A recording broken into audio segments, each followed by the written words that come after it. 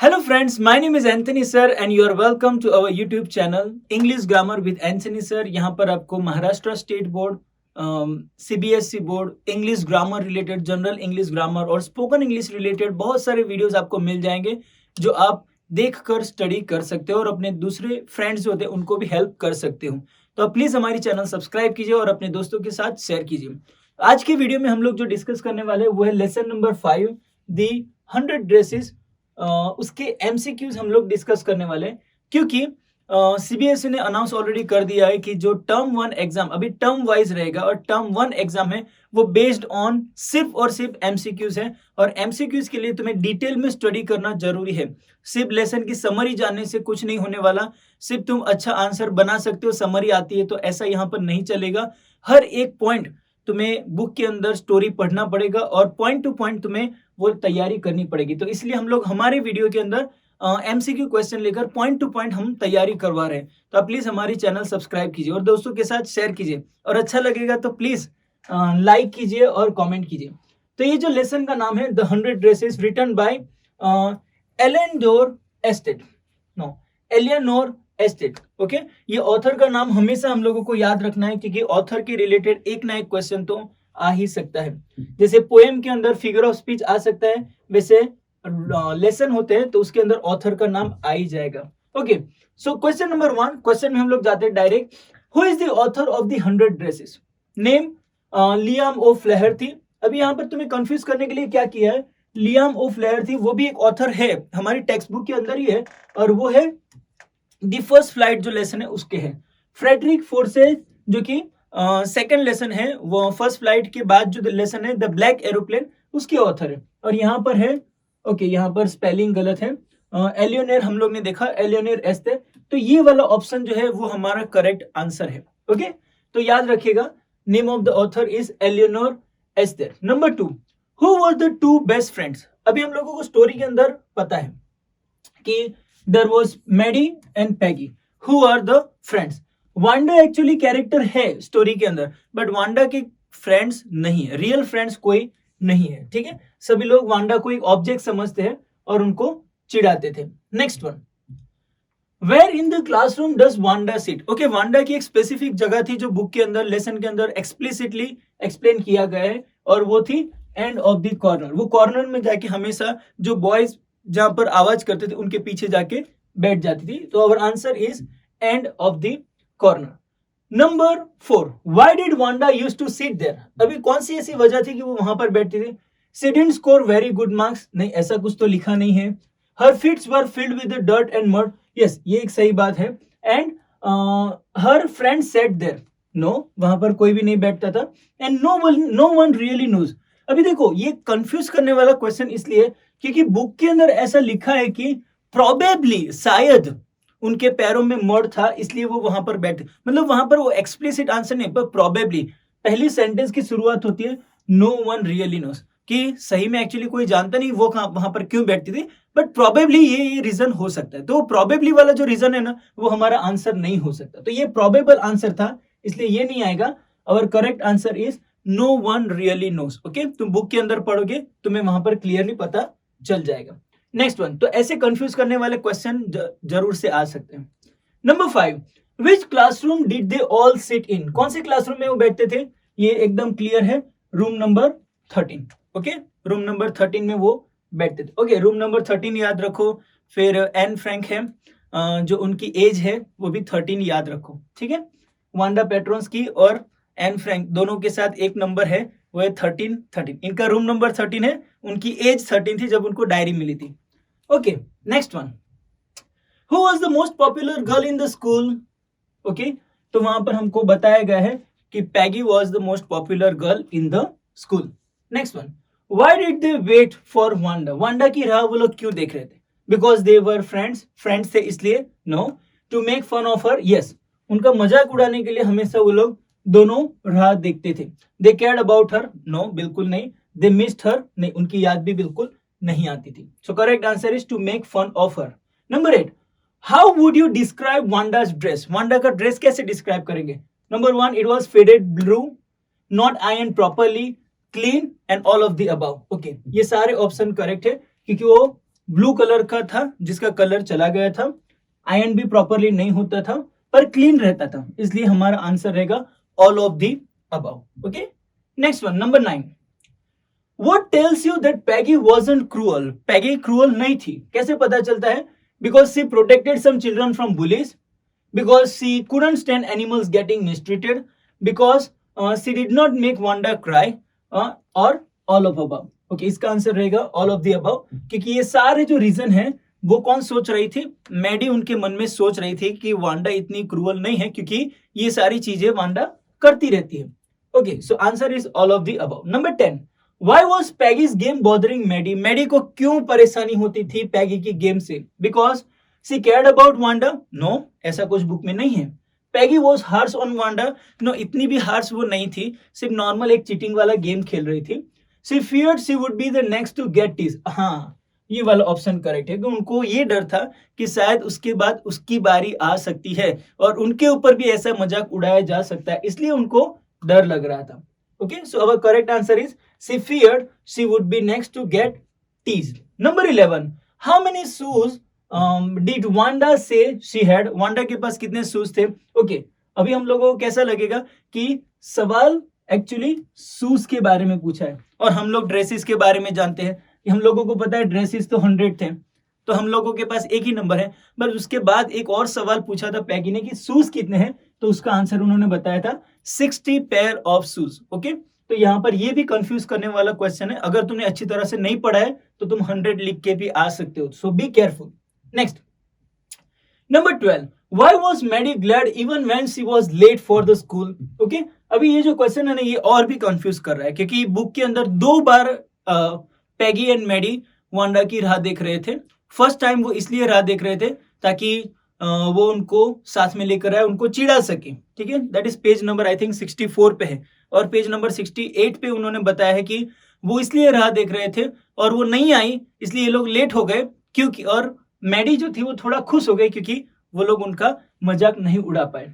She didn't want to attend the class, नहीं ऐसा नहीं था। They could not make fun of Wanda, yes, इसलिए मैडी जो थी ना थोड़ी बहुत खुश हो गई कि अच्छा हुआ वो नहीं आई ताकि हम लोग उसका मजाक तो नहीं उड़ाएंगे। सी लाइक गोइंग लेट, नहीं, both 1 and 3 wrong. Answer is B, they could not make fun of Wanda. Okay, book के अंदर एक्सप्लिसिटली लिखा है, आप एक बार फिर से चेक कर सकते हो। Question number 13, What reason did Maddie give herself to justify teasing Wanda? अभी मैडी ने भी कुछ लॉजिकल रीजन दिए थे कि मैं उनका मजाक क्यों उड़ा रही हूँ। कौन से रीजन दिए थे? Wanda used to lie about her dresses. Yes, उन्होंने ड्रेसेस के बारे में झूठ बोला था। Wanda deserve it. Wanda deserve करती है? नहीं, Wanda तो डिजर्व नहीं करती। Peggy was the best like girl and couldn't do anything wrong. Okay, तो यहाँ पर एक्चुअली आंसर रहेगा ये वाला। तो फर्स्ट वाला और सी वो थोड़ा कंफ्यूज करने वाला है, इसमें से परफेक्टली आंसर कौन सा मैच हो रहा है? तो Peggy was the best like girl and couldn't do anything wrong, ये वाला रीजन मैडी ने अपने आप को दिया था। ओके, तो ये वाला आंसर नहीं रहेगा, बेस्ट आंसर रहेगा option C. Next one, why did Maddie not write to Peggy in the first place? Maddie ने पहले क्यों नहीं लिखा था पैगी को? Number 1, she was afraid she would be next to get tease, उनको ये डर लग रहा था कि अगली बारी उनकी होगी। She thought Peggy was right in टीजिंग Wanda, उनको ऐसा लगा कि नहीं पैगी जो कर रही है वो सही है। No, she did not really care, उसको कोई चिंता नहीं थी। She realize Wanda deserve it. Okay, तो वो भी आंसर उनका करेक्ट नहीं है। Okay, number 14, why did Maddie not write Peggy, उन्होंने पहले क्यों नहीं लिखा था? तो इसका आंसर आएगा answer A, she was afraid she would be next to get teased. Okay, यहाँ पर भी उनको वही डर लग रहा था कि अगर मैं पैगी को कुछ भी बोलूंगी ना तो पूरा का पूरा जो गेम है ना मेरे ऊपर आ जाएगा, इसलिए मुझे कुछ भी नहीं बोलना है, मैं चुपचाप रहूंगी। उनके मन में, उनके अंदर तो बहुत बातें चल रही थी पर वो वहां पर जाके बोल नहीं रही थी। Number 15, what did the drawing and colouring contest mean for the girls and boys? Okay, कौन सी गेम कॉन्टेस्ट कौन सी थी? Designing dresses for girls and motor boats for boys. ये यस, पहला ही ऑप्शन करेक्ट है, ठीक है। और यहाँ पर याद रखो बाइक जैसा कोई ऑप्शन था ही नहीं, ठीक है, तो ये वाला, और ये डिजाइन इंटीरियर डिजाइनर ये भी नहीं था, मतलब ये तीनों एलिमिनेट हो गए, पहला ही ऑप्शन हमारा करेक्ट है। Next, where did they used to wait for Wanda? अभी वांडा के लिए कहां पर राह देख रहे? अभी ये बहुत ज्यादा कंफ्यूज करने वाला क्वेश्चन है, क्योंकि एक तो देखो बोगिन हाइट का स्पेलिंग चेंज करके बोगिन हाइट और बोगिन स्ट्रीट लिख दिया, इसलिए हमको ऐसा कंफ्यूजन होगा कि इन दोनों में से ही एक आ सकता है। और बुक के अंदर ये बोगिन हाइट वर्ड का इस्तेमाल बहुत बार हुआ है, हम उससे वाकिफ है, पर एक ऐसा भी वर्ड इस्तेमाल हुआ है जो भी सिर्फ एक ही बार इस्तेमाल हुआ है, और वो है ओलिवर स्ट्रीट, जहां पर वो लोग राह देखते थे। मतलब ओलिवर स्ट्रीट एक ऐसा रास्ता था जहां से बोगिन हाइट को रास्ता जाता था, पर बोगिन हाइट एक झोपड़पट्टी थी। तो ये जो दोनों था, मैगी और पैडी, वो लोग वहां पर जाते नहीं थे क्योंकि वो झोपड़पट्टी थी, इसलिए वो वहां पर ओलिवर स्ट्रीट पे ही खड़े रहकर उनकी राह देखते थे। तो our answer is Oliver Street. Number 17, who did Maggie think would win the contest? कौन जीतने वाला था? मैगी ने सोचा था it is Peggy, Peggy who is going to win the contest. उनको लग ही रहा था कि नहीं, पैगी ही जीतने वाले। Next, what was the room covered with? Room के अंदर क्या क्या था? सो drying of the girls, yes. अभी देखो यहाँ पर रूम का नंबर नहीं लिखा है, ये सबसे ज्यादा ध्यान रखना है, क्योंकि वहां पर रूम नंबर 13 और रूम नंबर 14 में अलग अलग कॉन्टेस्ट के जो पिक्चर्स थे, ड्राइंग्स थे, वो रखे थे, पर यहाँ पर सिर्फ द रूम लिखा है, मतलब जितने भी रूम थे उसके अंदर क्या था। तो ड्राइंग ऑफ द गर्ल्स सही आंसर है, ड्राइंग ऑफ द बॉयज वो भी सही आंसर है, एंड 100 ड्राइंग्स ऑफ वांडा वो भी सही आंसर है। It means our answer is all of the above. तो यहाँ पर कंफ्यूज करने वाला वर्ड जो है वो है the room. Okay, room number वहां पर नहीं दिया है। नंबर 19, व्हाई डिड पैगी से and I thought I could draw the picture? मतलब ये जो सेंटेंस है ना, उसका मीनिंग हमको निकालना है और फिर आंसर ढूंढना है। ये बुक में से नहीं मिलेगा, इसका मीनिंग ढूंढ के निकालो। क्यों ऐसा बोली कि मुझे लगा मैं ही अच्छा ड्रॉ कर सकती हूँ, ऐसा उनको क्यों लगा? Because she would won, no, she had won the medal always, क्योंकि उनको ऐसा लगा था कि वो हर बार मेडल जीती है। Yes, probably. Wanda's drawing were amazing, क्योंकि उन्होंने देखा कि वांडा का जो ड्राइंग था वो भी बहुत अमेजिंग था। And number C thought Wanda could draw better, उनको ऐसा लगा वांडा बहुत अच्छा ड्रॉ कर सकती है। And all of the above, तो यहाँ पर हमारा ऑप्शन रहेगा ऑल ऑफ द अबव, क्योंकि यहाँ पर तुम्हें सोचना है, तुम्हें तुम्हारा मीनिंग निकालना है, और उसके मीनिंग तीनों भी आ सकते हैं। So our answer is all of the above. Okay, यहाँ पर कंफ्यूज नहीं होना है। Next, number 20, Miss Mason said, "Look at her exquisite drawing." What is the meaning of exquisite? ये वर्ड बहुत अच्छा है और तुम्हें तुम्हारी लाइफ में भी, डेली स्पीकिंग में भी यूज करना चाहिए। What is the meaning of exquisite? उसका मीनिंग है extremely beautiful and perfectly well made. Okay, that is called exquisite. Next, what other? दूसरे ऑप्शन देखने की जरूरत ही नहीं, क्योंकि वो वोकैबुलरी है और उसका मीनिंग हमें आना ही चाहिए। What was Maddie's full name? Okay, यहाँ पर मैडी का फुल नेम क्या है? और यहां पर हम लोगों को कंफ्यूज करने के लिए कहीं पर तो स्पेलिंग चेंज किए गए हैं। ओके, यहां पर मैडलिन, ओके, एक्चुअली आंसर है मैडलिन, पर यहां पर देखो स्पेलिंग कैसे चेंज करके तुम्हें कंफ्यूज करने का ट्राई कर, इसलिए जो नाम है उसका स्पेलिंग भी अच्छी तरह से लर्न करके जाना। और correct answer is B, Madeline. Okay, number 22, who won the drawing contest? Drawing contest कौन जीत गया? एक्सपेक्ट कर रहे थे कि पैगी जीतने वाली है, बट फाइनली जब रिजल्ट आया तो पता चला कि इट वॉज वांडा पेट्रॉन्स की जो कंपटीशन जीत गई है। Number 23, how many drawings did Wanda draw? Okay, कितने ड्राइंग्स उन्होंने ड्रॉ किए थे? अभी हम लोगों को पता है कि लेसन का नाम ही है द 100 ड्रेसेस, और वो 100 ड्रेसेस उन्होंने ड्रॉ किए थे जो कि कंपटीशन में लगाए थे। Number 24, how many dresses did Wanda say were line up in the closet? उनके क्लोसेट में कितने ड्रेसेस है? देखो यहाँ पर शूज नहीं है, तो शूज का एक क्वेश्चन आया और ड्रेसेस का एक क्वेश्चन आया, तो ड्रेसेस का आंसर है there were 100 dresses all line up in her closet.